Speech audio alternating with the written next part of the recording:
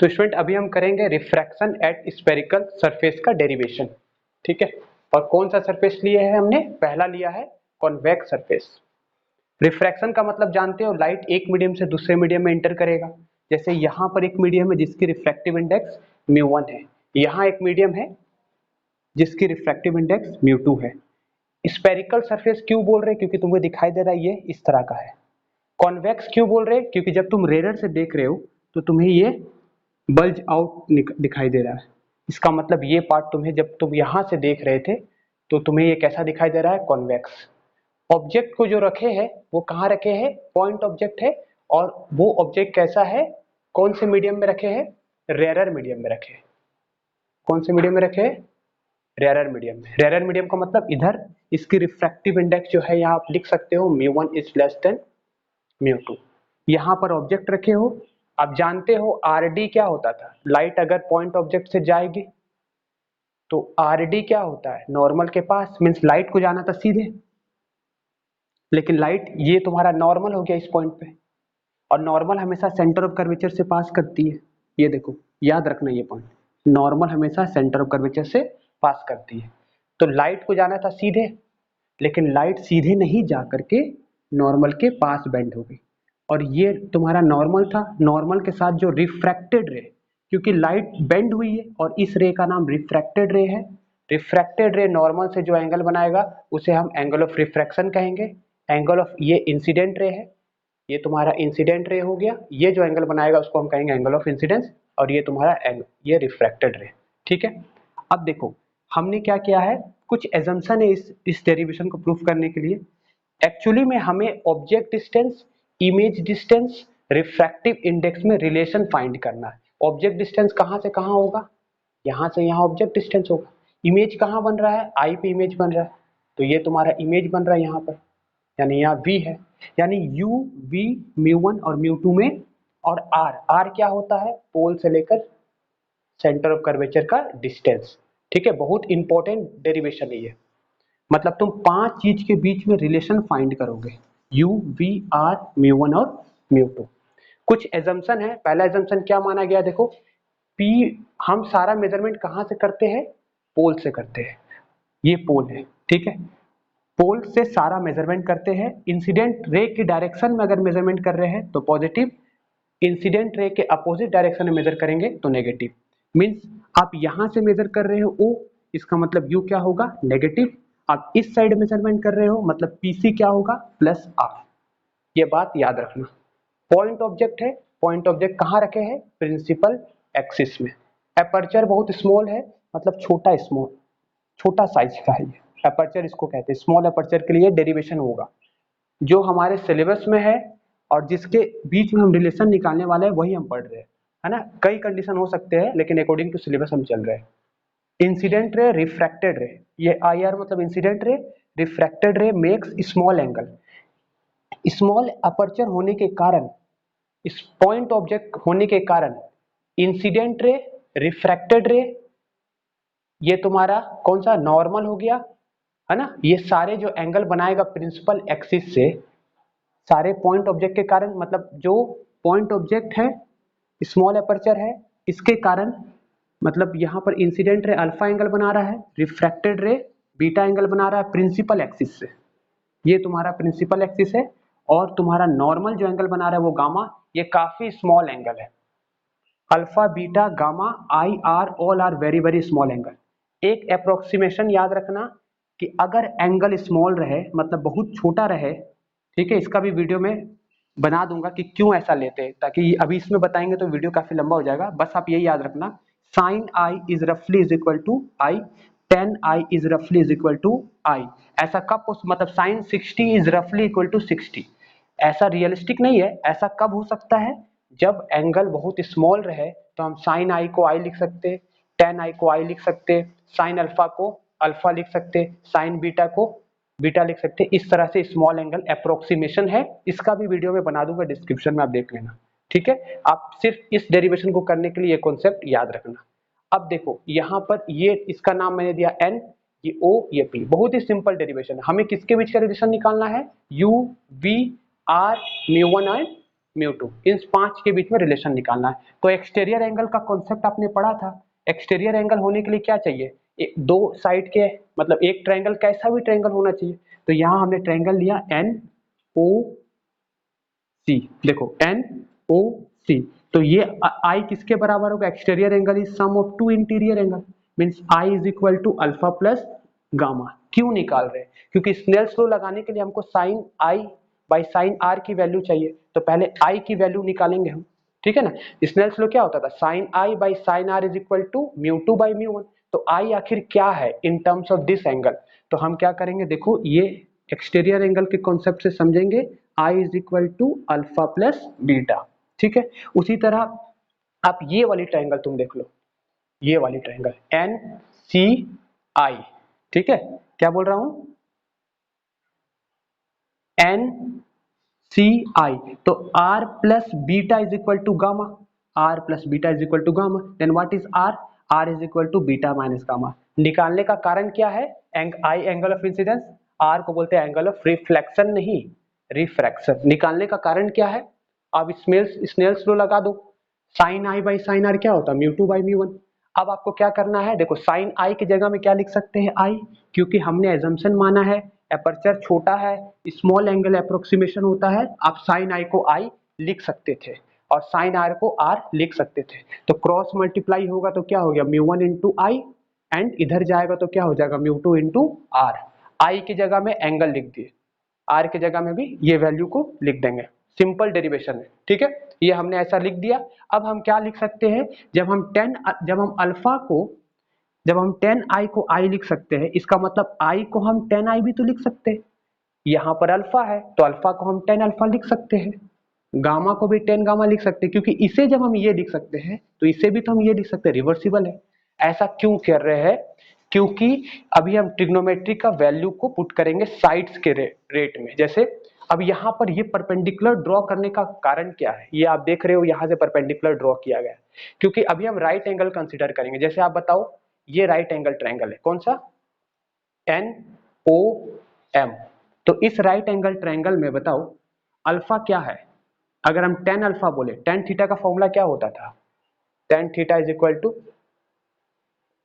Perpendicular by base. तो इस triangle में देखो tan अल्फा के जगह में आप क्या लिख सकते हो, परपेंडिकुलर बाय बेस, और ये लेंथ क्या है, NM। तो हमने यहाँ क्या लिख दिया, NM बाई OP। OP क्या है, यहां से यहां तक बेस है, क्योंकि ये दोनों पॉइंट काफी नजदीक है, ये अप्रोक्सीमेशन है, ये एजम्पशन है, क्योंकि अपर्चर छोटा है।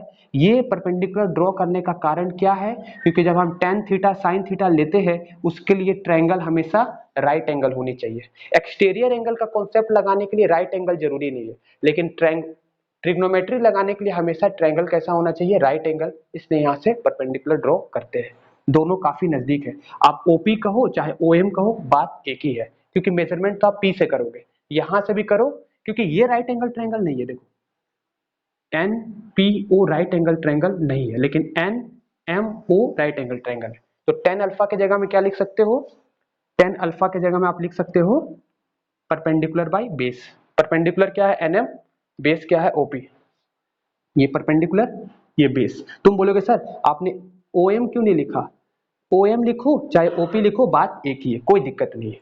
उसी तरह tan बीटा क्या होगा, देख लो, ये परपेंडिकुलर और ये बेस, MC के जगह में PC भी लिख सकते हो, दोनों नजदीक है। ऐसे करके हमने सारी tan की वैल्यू को यहाँ पर पुट कर दिया। अब OP क्या है बताओ, OP देख लो, डिस्टेंस, OP ये डिस्टेंस है, क्योंकि हम पोल से मेजरमेंट कर रहे हैं तो लाइट के अगेंस्ट जाएंगे। तो अभी आपको स्टार्टिंग में ही बताए थे कि अगर हम अपोजिट में मेजरमेंट करेंगे तो U को क्या लेंगे, नेगेटिव, यानी OP की जगह में क्या लिखेंगे, -U, ठीक है। अच्छा नेक्स्ट है हमारा NM क्या है, अच्छा यहाँ भी NM है, यहाँ भी NM, यहाँ भी NM, यहाँ NM को कॉमन लेकर के कट कर सकते हैं, सभी जगह NM आएगा, तो परपेंडिकुलर तो सब में कट हो गया। अब PC की जगह में क्या लिखेंगे, PC कहाँ है, यहाँ से यहाँ तक की डिस्टेंस है, ये डिस्टेंस को PC बोलेंगे, तो ये डिस्टेंस क्या है, इस साइड है, इसलिए क्या लिखेंगे, प्लस। तो आप इसके जगह में क्या लिख दोगे, +R, ठीक है। उसी तरह PC यहाँ भी था, +R। PI क्या लिखोगे, देखो P यहाँ है, I यहाँ है, तो यहाँ से यहाँ तक की डिस्टेंस क्या है, V है, तो आप इसके जगह में क्या लिखने वाले हो, V, +V, क्योंकि लाइट के डायरेक्शन में आप पॉजिटिव लेना, और लाइट के अगेंस्ट डायरेक्शन में आपको क्या लेना है, नेगेटिव। मैंने स्टार्टिंग में ही आपको बताया था। तो आप यहाँ इसको पुट कर दिए तो देखो रिलेशन आ गया किसके बीच में, किसके बीच में रिलेशन आया, μ2 μ1 u v and r। This is very very important formula. This is the relation between u v r μ1 and μ2। ठीक है, अब इस इक्वेशन पे हम अलग अलग कंडीशन लगा करके समझेंगे। जैसे यहाँ पर जो ऑब्जेक्ट रखा गया था वो कहाँ रखा गया था, रेयरर मीडियम में रखा गया था। और इमेज जो बन रहा था वो कैसा बन रहा था, रियल इमेज बन रहा था। रियल इमेज का मतलब क्या है, देखो रियल इमेज का मतलब लाइट ऐसे जा रही है, लाइट रियल में इंटरसेक्ट की, क्योंकि एक रे तो ऐसे गई है, दूसरा रे जो सीधे जाएगी वो सीधे ही चले जाएगी। तो ये दोनों का इंटरसेक्शन यहाँ इमेज बनाएगा, तो ये रियल इमेज है। क्योंकि दो रिफ्रैक्टेड रे, आपको पता है ये चीज कि लाइट जो सीधे जाती है वो सीधे ही चले जाएगी, है ना। और जो रे ऐसे करके आ रही है, अगर मान लो ये मुड़ता नहीं, मान लो ये नहीं मुड़ता, मान लो थोड़ा ऐसे रहता, तो इसका रियल इंटरसेक्शन तो कभी नहीं होता, फिर वर्चुअल इंटरसेक्शन होता। तो फिर उसके लिए अलग कंडीशन है। समझ में आया। ये पहला कंडीशन क्या था, ये कॉन्वेक्स है, आप देख रहे हो इधर से आपको कॉन्वेक्स दिखाई दे रहा है। ऑब्जेक्ट को कहाँ रखे हैं, रेयर मीडियम में। और नेक्स्ट कैसा है, इमेज कैसा फॉर्म हो रहा है, रियल इमेज हो रहा है। रियल इमेज का मतलब क्या हुआ, लाइट का रियल इंटरसेक्शन हो रहा है। कौन से दो लाइट का रियल इंटरसेक्शन होगा, रिफ्रैक्टेड रे का। ये रिफ्रैक्टेड रे और ये रिफ्रैक्टेड रे, रियल इंटरसेक्शन हुआ, इसलिए इसको रियल इमेज बोलेंगे। अभी मैं सारे कंडीशन आपको बताऊंगा, आप इसको नोट कर लो पहले। तो स्टूडेंट अभी मैंने आपको बताया कि ऑब्जेक्ट को कैप्ट किए थे रेयर मीडियम में, इमेज बन रहा था रियल। ठीक है, इफ ऑब्जेक्ट को अगर हम कैप्ट करेंगे रेयर मीडियम में अगेन, लेकिन अगर इमेज वर्चुअल बनेगा तो भी जो फॉर्मूला का रिलेशन आएगा, रिजल्ट हमेशा सेम आएगा दोनों कंडीशन में। इसका डायग्राम कैसे बनेगा, मैं डायग्राम बना के आपको बता रहा हूँ। देखो सबसे पहले क्या करना, इस तरह से एक स्फेरिकल सरफेस बना दो ऐसे। इस साइड क्या लिख दो आप, μ2, और इस साइड क्या लिख दो, μ1। ये तुम्हारा पॉइंट ऑब्जेक्ट है, स्फेरिकल सरफेस है। ये कॉन्वेक्स बोलेंगे इसको। क्यों बोलेंगे कॉन्वेक्स, देखो बल्ज आउट है ना। अब ये पॉइंट ऑब्जेक्ट है, यहां से रे ऐसे गई, देखो मेरे से तो सीधा नहीं बना है, आप सीधा बनाना है इसको एकदम अच्छे से। ये कुछ ऐसा है ना, ऐसा। अब यहां से, ठीक है, ये ऐसा है, बना लो आप। ठीक है, ये तुम्हारा प्रिंसिपल एक्सिस हो गया। यहां से परपेंडिकुलर ड्रॉ कर दो ऐसे। ठीक है, इस पॉइंट का नाम P, ये M। अब यहां से क्या ड्रॉ करो, नॉर्मल। तो नॉर्मल हमेशा सेंटर ऑफ कर्वेचर से पास होता है, यानी सेंटर ऑफ कर्वेचर हो गया। अब लाइट ऐसे जा रही थी, ये इंसिडेंट रे है, ये नॉर्मल के साथ एंगल तो क्या कहलाएगा, एंगल ऑफ इंसिडेंस, है कि नहीं। अब लाइट को जाना था सीधे, लेकिन लाइट क्या है, इस साइड कौन सा मीडियम है, R, और इस साइड क्या है, D। तो RD के बारे में आपने क्या पढ़ा था, लाइट सीधे नहीं जा करके RD, नॉर्मल तो यही वाली लाइन है, यही तो नॉर्मल है कि नहीं, ये वाली रेल पूरी नॉर्मल है। तो R, लाइट ऐसे नहीं जाकर के RD नॉर्मल के पास आ जाएगी, मीन्स लाइट सीधे जाकर नॉर्मल के पास हो गई, ज्यादा नहीं बेंड की, थोड़ा सा बेंड की, है ना। मान लो अगर ज्यादा बेंड करती तो रियल इमेज बन रहा था, इससे पहले वाले कंडीशन बताए। मान लो थोड़ा सा बेंड करती, इतना सा बेंड करती है तो बेंड ये भी कर रही है, देखो लाइट ऐसे नहीं जाकर कैसे बेंड की, तो ये तो कभी इंटरसेक्ट नहीं करेगा देखा जाए तो, है ना। मतलब इसका एकदम थोड़ा सा बेंड की ऐसा, तो ये तो कभी आपस में इंटरसेक्ट नहीं करेगा। तो हमको क्या मिलेगा, इस साइड हमको प्रोजेक्ट करना पड़ेगा, हल्का सा बेंड भी है, तो यहाँ पर आपका इमेज बनेगा। तो ये जो इमेज बन रहा है, ऑब्जेक्ट यहाँ था, इमेज यहाँ बना, रियल इंटरसेक्शन नहीं हुआ, कौन से रे का, रिफ्रैक्टेड रे का रियल इंटरसेक्शन नहीं हुआ। तो ये जो इमेज आपका बन रहा है वो कहाँ बन रहा है, रेयर मीडियम में बन रहा है, लेकिन ये कैसा इमेज है, वर्चुअल इमेज है। बाकी सारा प्रोसेस आप इसमें भी वैसे ही करके कर सकते हो। मैंने क्या बताया था, अल्फा कौन सा एंगल लेना, जो इंसिडेंट रे एंगल बनाता, ठीक है। बीटा कौन सा लेना, जो रिफ्रैक्टेड रे एंगल बनाता, तो रिफ्रैक्टेड रे ये वाली है, वर्चुअल रिफ्रैक्टेड रे, ठीक है ना। और गामा कौन सा लेना, गामा जो नॉर्मल बनाता है, ठीक है। और ये तुम्हारा म्यू2 था। एंगल ऑफ रिफ्रैक्शन कौन सा होगा बताओ, ये वाली एंगल ऑफ रिफ्रैक्शन है। तो आपको इतना करने की जरूरत नहीं है, आप डायरेक्टली डायग्राम बना करके ये फॉर्मूला भी लिख दोगे ना तो सेम है, कोई दिक्कत नहीं है, सेम प्रोसेस से। यहाँ पर ऑब्जेक्ट कहाँ रखा गया, पॉइंट ऑब्जेक्ट है, रेयर मीडियम में रखा गया, और रियल इंटरसेक्शन नहीं हुआ लाइट का, वर्चुअल इंटरसेक्शन। और रियल इंटरसेक्शन होता तो ऐसे मुड़ करके ऐसे जाकर इंटरसेक्ट करता, लेकिन ये वर्चुअल बना इमेज, तो यहाँ इमेज बना। कंडीशन उसके लिए भी सेम आएगा, नोट कर सकते हो आप। एक चीज याद रखना कि एक रे तुम्हारा पोल से जो जाएगी, ये पोल है, यहां से जाएगी वो रिफ्रैक्टेड रे सीधे ही चली जाती है। तो एक रिफ्रैक्टेड रे ये हो गई और एक रिफ्रैक्टेड ही, तो ये दोनों तो कभी मिलने से रहे, तो ये दोनों कहाँ मिलेंगे, यहाँ मिलेंगे। तो यहाँ पर इंटरसेक्शन हो रहा है, इसलिए यहाँ पर इमेज बनेगा। ठीक है, इस पॉइंट पे इमेज बनेगा। तो हमने आपको आज जो बताया वो क्या बताया कि refraction through convex surface. Convex surface मतलब आप देखो ये रेयर मीडियम, ये डेंसर मीडियम है। कन्वेक्स क्यों बोलेंगे इसे, जब आप यहाँ से देख रहे हो, हमेशा देखने का मीडियम क्या होता है, रेयर मीडियम। तो जब आप यहाँ से देख रहे हो तो आपको ये ऐसा निकला हुआ पार्ट दिखाई दे रहा है, मतलब ये कैसा है, इस साइड है तुम्हारा डेंसर, रेयर से देख रहे हो तो ये कॉन्वेक्स ही तो है। और ये जो थर्ड कंडीशन है, इसमें ऑब्जेक्ट को कहाँ रखा गया है, डेंसर मीडियम में। Object lie in denser medium and image form is virtual. Virtual image का मतलब रियल नहीं है, मतलब ऑब्जेक्ट देखो ओ पे रखा गया है, ये पॉइंट तुम्हारा एन था, यहां से भी वैसे ही परपेंडिकुलर ड्रॉ करके हम कर सकते हैं फिर से डेरिवेशन, मैं नहीं कर रहा हूं, आपको उतने करने की जरूरत नहीं, आप डायग्राम बना के डायरेक्ट रिजल्ट भी लिख सकते हो और न्यूमेरिकल में इसका यूज कर सकते हो। एक बार मैं बता दे रहा हूं ताकि आप कर लोगे आराम से, देखो ध्यान से, है ना। यहाँ पर ऑब्जेक्ट रखा गया था, ऑब्जेक्ट से रे जो जाएगी उसका नाम इंसिडेंट रे, तो ओ एन क्या कहलाएगा, इंसिडेंट रे।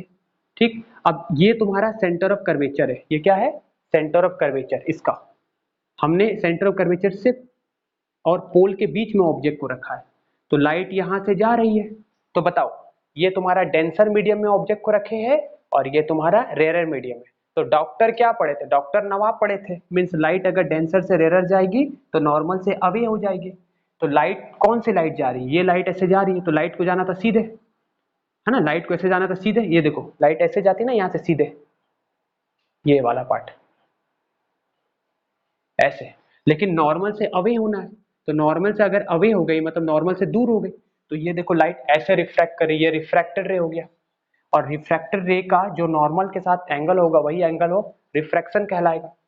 तो ये एंगल ऑफ इंसिडेंस कौन सा कहलाएगा, ये इंसिडेंट रे है और ये नॉर्मल है।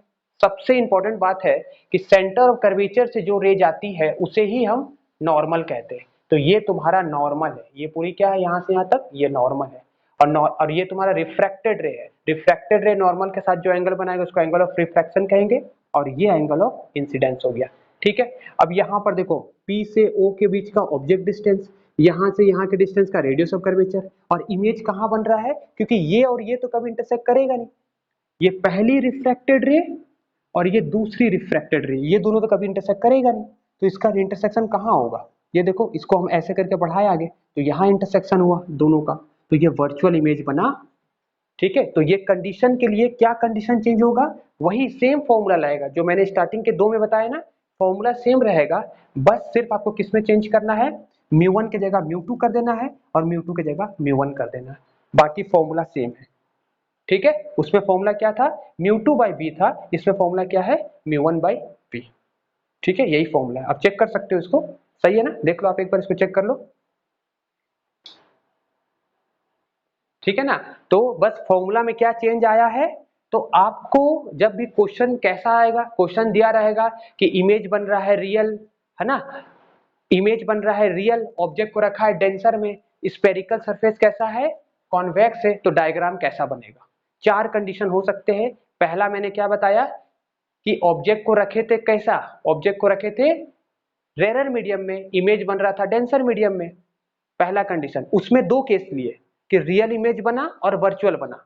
अभी सेकंड केस कौन सा ले रहे हैं, ऑब्जेक्ट को रखे हैं डेंसर मीडियम में, देखो इसमें भी डेंसर मीडियम है, इसमें भी ऑब्जेक्ट को कहां रखे हैं, डेंसर मीडियम में, इसमें कैसा इमेज बना, इसमें जो तुम्हारा इमेज बन रहा है ये वर्चुअल इमेज बन रहा है, इसमें जो इमेज बन रहा है वो रियल इमेज बन रहा है। तो चार कंडीशन समझ में आया ना, किसके लिए बताया, कॉन्वेक्स के लिए बताया। कॉन्वेक्स स्फेरिकल सरफेस क्यों बोल रहे हैं, क्योंकि जब तुम रेयर से इसको देख रहे हो, हमेशा देखने का ऑब्जर्वेशन कहां से ऑब्जर्व करना, आपको रेयर से आपको देखना है डेंसर की तरफ। तो आप देखो ऐसा निकला हुआ पार्ट है, बल्ज आउट है, तो ये कैसा है, कॉन्वेक्स सरफेस है। तो यहाँ पर इमेज कैसा था, इमेज यहाँ आपका बना, तो रिलेशन में क्या, बस डायग्राम भी बना के ये भी लिख दोगे और सबका मीनिंग भी लिख दोगे तो पूरा मार्क्स मिल जाएगा। नहीं तो आप सिस्टमेटिक इसको ड्रॉ कर सकते हो कि इंसिडेंट रे जो एंगल बनाएगा प्रिंसिपल एक्सिस के साथ वो अल्फा होता है, रिफ्रैक्टेड रे जो एंगल बनाएगा उसको बीटा होता है, और जो तुम्हारा नॉर्मल जो एंगल बनाता है प्रिंसिपल एक्सिस के साथ वो गामा होता है, ये आई है ये आर है। आप चाहो तो सेम अप्रोच से क्वेश्चन वही एजम्पशन जो स्टार्टिंग में बताए उससे आप इसको सॉल्व कर सकते हो। इतना डीप क्वेश्चन नहीं आएगा, स्टार्टिंग के 2 आ सकते हैं, लेकिन इसका न्यूमेरिकल में इस फॉर्मूला का यूज है। न्यूमेरिकल में ये फॉर्मूला आपको समझ में आना चाहिए कि न्यूमेरिकल में इसको कैसे अप्लाई करना है। ठीक है, न्यूमेरिकल हम आपको बताएंगे कैसा आता है।